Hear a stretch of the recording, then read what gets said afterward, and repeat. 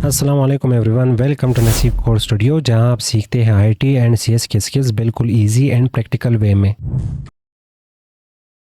HTML के just बाद हमें फिर CSS सीखना है और इसके जस्ट बाद फिर जावास्क्रिप्ट। पर उससे पहले आपका क्लास और आईडी क्लियर होना चाहिए।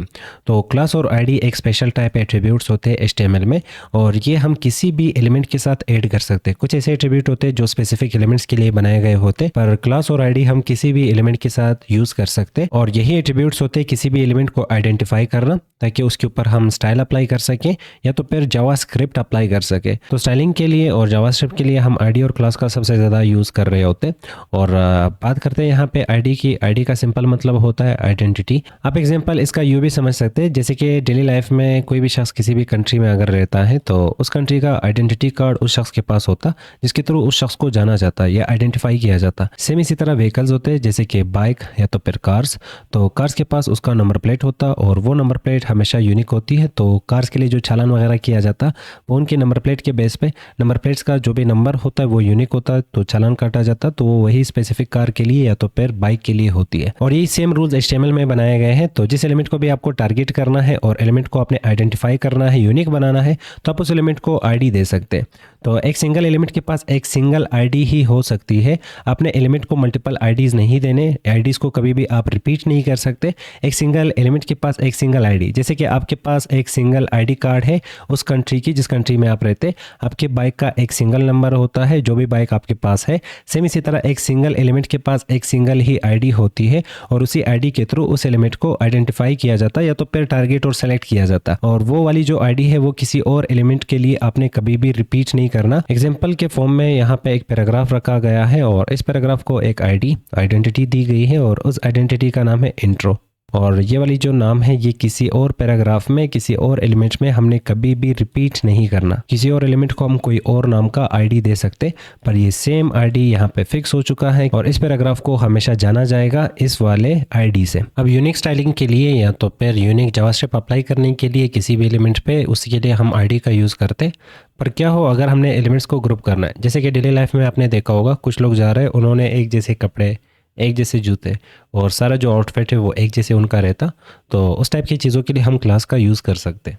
अब मान लें आपके पास 10 पैराग्राफ है और आप चाहते हैं कि 10 पैराग्राफ में मुझे सिर्फ 5 ही पैराग्राफ को टारगेट करके उन्हें स्टाइल करनी है। अब इन 5 पैराग्राफ को आपने ग्रुप करना है। ग्रुप करने के लिए हम क्लास का यूज़ करेंगे और क्लास के थ्रू ये 5 पैराग्राफ ग्रुप करके फिर उन्हें हम स्टाइल कर सकते हैं।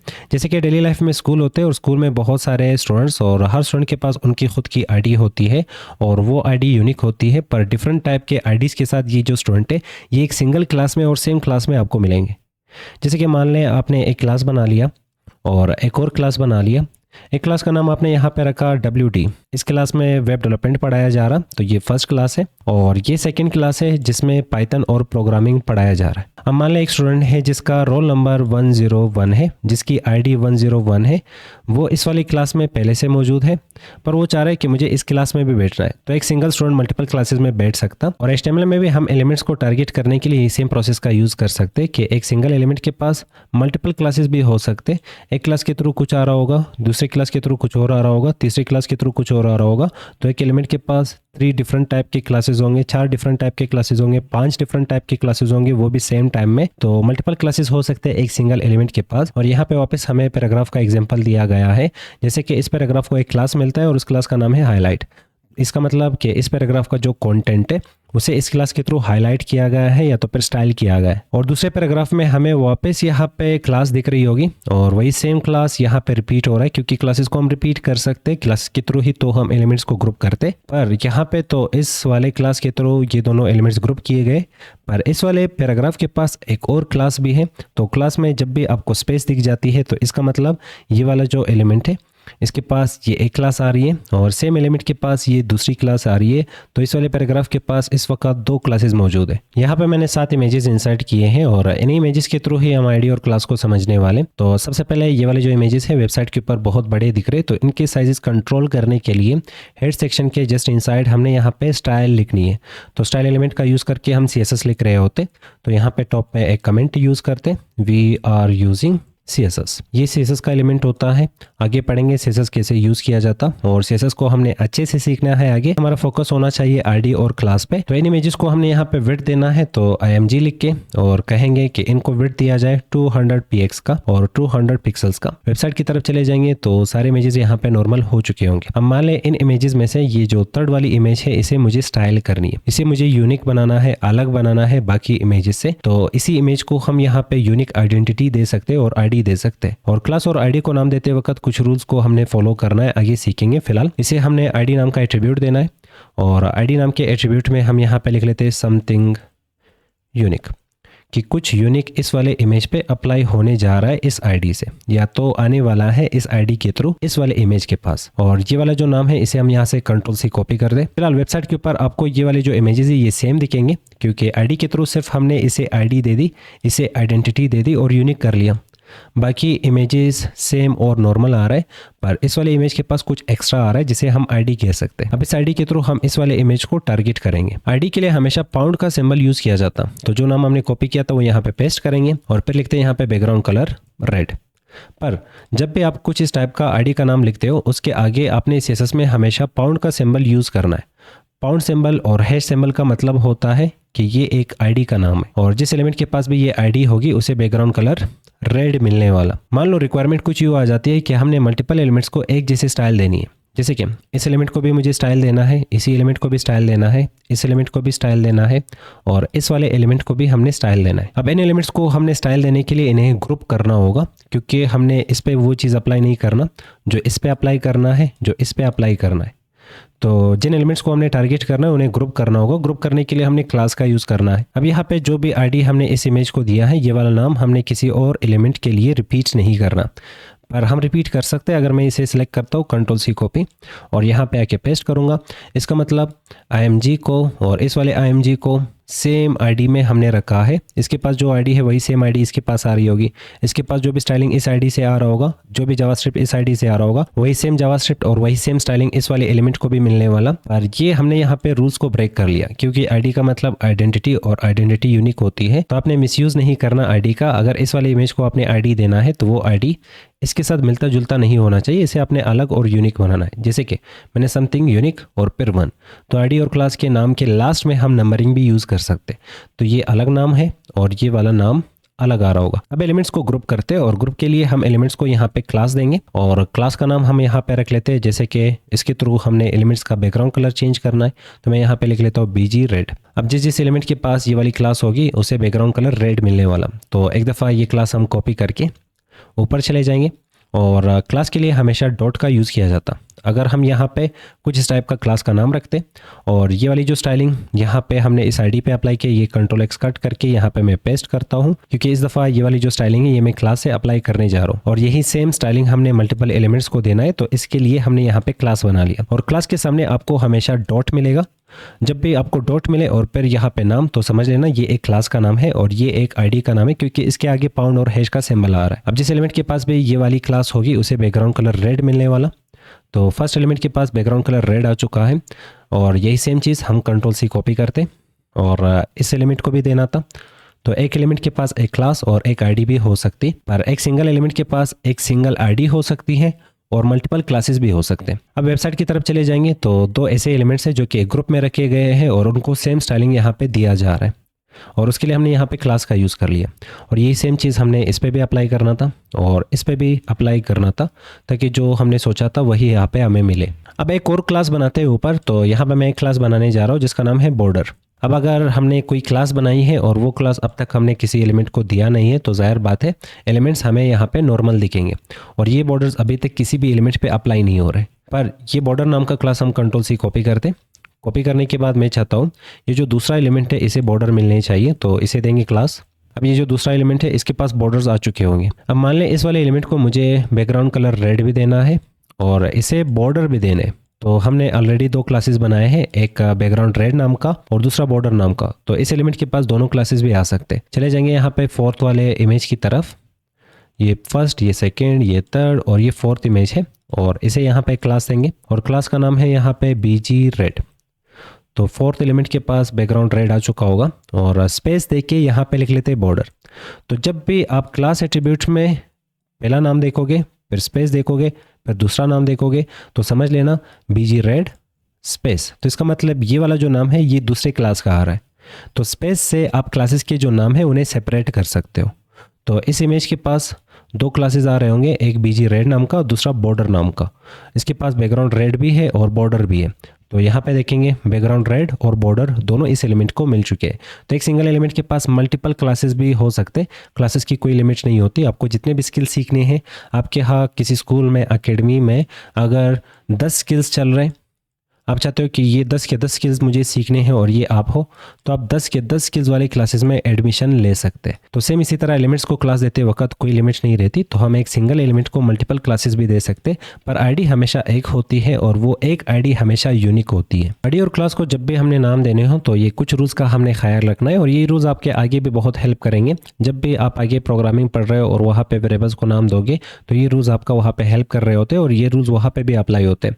रूल नंबर 1 में हमें कहा जा रहा है कि आईडी का जो भी नाम होगा वो आपने हमेशा यूनिक रखना है। आईडी का जो नाम है वो किसी और एलिमेंट के लिए आपने रिपीट नहीं करना। किसी एलिमेंट को आपने आईडी का जो भी नाम दिया होगा वो वहीं पे फिक्स करना है, उसको भूल जाना है। नेक्स्ट एलिमेंट को अगर आपने आईडी नाम देना है तो आपने कुछ और उसे आईडी नाम देना होगा। सेम आईडी नाम आप किसी और एलिमेंट के लिए रिपीट नहीं कर सकते। रिपीट करोगे तो आपने यहाँ पे वायलेट कर लिया रूल्स को। आईडी का मतलब आइडेंटिटी होता है और आइडेंटिटी यूनिक होती है, तो यूनिक चीजें कभी भी रिपीट नहीं होते। सेकेंड रूल में हमें कहा जा रहा है कि आईडी एंड क्लास के जो नाम होते हैं वो कभी भी नंबर से स्टार्ट नहीं होने चाहिए। पर अगर आपको नंबर यूज़ करने हैं तो आप नंबर्स लास्ट में यूज़ कर सकते हो, दरमियान में यूज़ कर सकते हो, पर आप स्टार्ट में यूज़ नहीं कर सकते। अगर आपको रूल्स नहीं पता और अगर कुछ इस टाइप के आप नाम बनाते हो तो जाहिर है जिस तरह आपका एक्सपेक्टेशन होगा उसी तरह का रिजल्ट आपको नहीं मिलने वाला। आईडी और क्लास को जब भी आप नाम दे रहे हो वो आपने मीनिंगफुल रखने हैं। जैसे कि हम यहाँ पे एक पैराग्राफ इंसर्ट कर चुके हैं और इस पैराग्राफ का मुझे कलर चेंज करना है, टेक्स्ट कलर चेंज करना है। तो हम यहाँ पे इसे क्लास देंगे और क्लास का नाम कुछ इस तरह से तो नहीं रखेंगे कि मैं यहाँ पे अपना नाम दे देता हूँ इसे। अब इसका क्या मतलब बना, इस क्लास के थ्रू आप क्या करना चाह रहे हो, इसका कोई सेंस नहीं बन रहा। कोई भी इंसान अगर ये कोड रीड करेगा तो ज़ाहिर बात है वो आपको गाली देगा कि किस टाइप के आप नाम रख रहे हो। तो इस तरह नॉन मीनिंगफुल नाम हमने अवॉइड करने। पर अगर हमने इसका कलर रेड करना है इस वाले क्लास के थ्रू तो हम यहाँ पे लिखेंगे कलर और फिर यहाँ पे लिख लेते रेड। पर अगर आपने सिर्फ टेक्स्ट कलर ही इसका चेंज करना है इस वाले क्लास के थ्रू तो हम यहाँ पे ये भी लिख सकते हैं कि टेक्स्ट कलर। और इससे ये क्लियर हो जाता है कि हम यहाँ पे एलिमेंट को क्लास दे रहे हैं और क्लास का नाम टेक्स्ट कलर, और टेक्स्ट कलर के थ्रू हम इस वाले पैराग्राफ का जो कंटेंट है वो रेड करना चाह रहे हैं। तो कुछ इस तरह से हमने मीनिंगफुल नाम रखने हैं हमेशा क्लास और आईडी के लिए, और नॉन मीनिंगफुल नाम को हमने हमेशा अवॉइड करना है। अगर आईडी और क्लास में मल्टीपल नाम आ जाते तो आपने हमेशा स्पेस को अवॉइड करना है। पर अगर आपने उन नामों को कंबाइन करना है, एक बनाना है, तो एक बनाने के लिए हमें ये 3 टाइप के केसेस मिल जाते हैं, जिसमें पहला होता है कैमल केस, दूसरा होगा स्नेक केस और तीसरा होगा कबाब केस। और यहाँ पे मैं स्पेस यूज नहीं करूंगा। अगर हम क्लास के साथ काम कर रहे हैं तो क्लास में हम मल्टीपल क्लासेस लगाने के लिए स्पेस का यूज करते। पर मान लें अगर हम ये सोचते हैं कि ये एक ही नाम है तो एक नाम में स्पेस नहीं होना चाहिए। अब ये 2 नाम है, इनको कंबाइन करने के लिए पहला केस होगा कबाब केस। तो अगर हम दरमियान में हाइफन का यूज़ करेंगे, फर्स्ट वर्ड के भी सारे लेटर छोटी बीसी में, नेक्स्ट वर्ड के भी सारे लेटर छोटी बीसी में और दरमियान में हाइफन के थ्रू हमने यहाँ पे स्पेस को ख़त्म करके दोनों वर्ड्स को कंबाइन कर लिया, तो इस टाइप के केस को हम कबाब केस कह रहे होते हैं। आगे जितने भी वर्ड्स होंगे उनको इसी तरह आप कंबाइन करोगे हाइफन के थ्रू, टेक्स्ट कलर हाइफन और फिर यहाँ पे लिख लेते रेड। तो इस टाइप के केस को हम कबाब केस कह रहे होते हैं। और अगर हम फर्स्ट वर्ड को छोड़ के बाकी जितने भी वर्ड्स होंगे उनका स्टार्टिंग लेटर बड़ी बीसी में कन्वर्ट करते हैं, जैसे कि यहाँ पे सी और यहाँ पे आर, और इसके बाद हाइफन को यहाँ से हटा लेते हैं। तो इस टाइप के केस को हम कैमल केस कह रहे होते हैं। कैमल केस में फर्स्ट वर्ड के सारे लेटर छोटी बीसी में होते हैं। आगे जितने भी वर्ड्स आ रहे होते हैं उनका फर्स्ट लेटर हमेशा आपको कैपिटल लिखना होता है। और टेक्स्ट को कंबाइन करने के लिए हम अंडरस्कोर का भी यूज़ कर सकते हैं, तो हम यहाँ पे बीच में अंडरस्कोर का यूज़ करते हैं और जो वर्ड्स हैं उन वर्ड्स को हम यहाँ पे छोटी बीसी में लिखेंगे। तो कुछ इस टाइप के अगर वर्ड्स को आप कंबाइन कर रहे होते हो तो इस टाइप के केस को हम स्नेक केस कहते हैं, और स्नेक केस में हम हमेशा स्पेस की जगह पे अंडरस्कोर का यूज़ कर रहे होते हैं। यही 3 केसेस होते हैं वर्ड्स को कंबाइन करने के लिए। तो first case camel case, first word आपने छोटी बीसी में लिखना है, आगे जितने भी वर्ड्स होंगे उनका फर्स्ट लेटर आपको बड़ी बीसी में लिखना होगा। इसे आप कैमल केस कह रहे होते हैं। और नेक्स्ट स्नेक केस, और स्नेक केस में first word, second word, third word सभी को हमने छोटी बीसी में लिखना होता है, पर इनको ज्वाइन करने के लिए हमने अंडरस्कोर का यूज करना है। तो अंडरस्कोर नाम में अगर आ जाता तो उस टाइप के केस को हम स्नेक केस कहते हैं। और लास्ट कबाब केस, और कबाब केस में हम हमेशा हाइफन का यूज करते हैं। सारे वर्ड छोटी बीसी में होंगे पर दरमियान में स्पेस की जगह पे आप यहाँ पे हाइफन का यूज करते हो। इस टाइप के केस को हम कबाब केस कहते हैं। और कभी भी अपने क्लास और आईडी के नाम में स्पेस यूज नहीं करना, और कभी भी अपने क्लास और आईडी के नाम में ये स्पेशल सिंबल यूज नहीं करना। स्पेशल सिंबल में आप सिर्फ हाइफन का यूज कर सकते हो, आप सिर्फ और सिर्फ अंडरस्कोर का यूज कर सकते हो। बाकी जितने भी सिंबल्स रह जाते हैं उनको आपने हमेशा अवॉइड रखना है। अगर एक एलिमेंट को आपने मल्टीपल क्लासेस देने हैं तो वहां पे आप स्पेस का यूज कर सकते हो। जैसे कि यहाँ पे एक डिव कंटेनर लिया गया है, एक एलिमेंट लिया गया है और इसे यहाँ पे 3 क्लासेस दिए जा रहे हैं, बॉक्स, रेड, लार्ज। 3 अलग अलग क्लासेस इसे दिए जा रहे हैं और जब 3 अलग अलग क्लासेस देने तो वहाँ पे हम स्पेस का यूज़ कर सकते हैं। क्लास और आईडी का हमने प्रैक्टिस भी करना है, तो जो भी वेबसाइट आपको सबसे ज़्यादा पसंद है उसी वेबसाइट को आप ओपन कर ले। जैसे कि मैं यहाँ पे ओपन करता हूँ गूगल, और गूगल पे हम राइट क्लिक करके यहाँ पे इंस्पेक्ट ऑप्शन चूज़ करते, जिसे हम डेवलपर टूल्स भी कहते हैं। और डेवलपर टूल्स में हमने यहाँ पे एलिमेंट्स वाले टैब में फोकस करना है। और एलिमेंट्स वाले टैब में आपको क्लास और आईडी के बहुत सारे एग्जांपल्स दिख जाएंगे। जैसे कि यहाँ पे हमारे पास एक डिव है और इसे एक क्लास मिला है और ये क्लास एक कोड है। और जब भी आप गूगल को विजिट करते हो, ज्वाइन करते हो, तो वो आपको ये चीज़ें सिखा देंगे कि इसका एक्चुअल मतलब क्या है। फिलहाल एल से स्टार्ट हो रहा है, मतलब लेटर से स्टार्ट हो रहा है, और उसके बाद दरमियान में नंबर यूज़ किया जा रहा। तो जो रूल्स हमने पढ़े हैं वो रूल्स यहाँ पे फिक्स बैठ रहे हैं।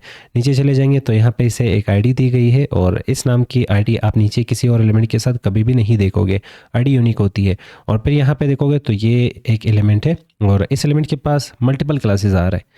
तो एक एलिमेंट के पास मल्टीपल क्लासेस भी हो सकते और इसके पास भी यहाँ पे मल्टीपल क्लासेस आ रहा है। तो कोड को सीखने के लिए बेस्ट तरीका होता है किसी भी वेबसाइट का कोड रीड करना। तो हम यहाँ पे ओपन करते हैं अमेज़ॉन, और अमेज़ॉन ओपन करने के बाद हम इसके साइट पे क्लिक करते और अमेज़ॉन कैसे अपने एलिमेंट्स के लिए क्लास और आईडीज़ रख रहा होता और इसके कोड को रीड करना है तो राइट क्लिक, इंस्पेक्ट। इंस्पेक्ट करने के बाद हम यहाँ पे स्क्रॉल करते हैं बिल्कुल टॉप से, और यहाँ से आपको कोड रीड करना स्टार्ट करना है। जैसे कि यहाँ पे HTML है और HTML को देख ली कितने टाइप की क्लासेस इन्होंने दिए। और फिर यहाँ पे नीचे स्क्रॉल करते हैं, बॉडी है, बॉडी को भी देख लो, बहुत सारे टाइप के यहाँ पे क्लासेस मिलते हैं, क्लासेस की कोई लिमिट नहीं होती।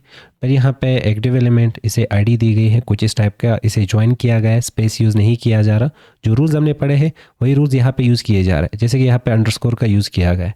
तो जो भी चीज़ें आप सीख रहे हैं वो यहाँ पे किसी भी वेबसाइट को विजिट करके वहाँ पे वो रीड करना स्टार्ट कर ले। इससे आपके जो कंसेप्ट होंगे वो और ज़्यादा क्लियर हो जाएंगे। अब यहाँ पे जितना भी कोड हम रीड कर रहे हैं ये एक्सपीरियंस डेवलपर के कोड होते, और अगर आपके यहाँ एक्सपीरियंस डेवलपर नहीं है तो इजीली आप वेबसाइट को विजिट कर ले और इंस्पेक्ट कर ले, उसके कोड को यहाँ से रीड करना स्टार्ट कर ले और सीख ले कि एक्सपीरियंस डेवलपर्स कैसे कोड लिख रहे होते वेबसाइट को बिल्ड करने के लिए।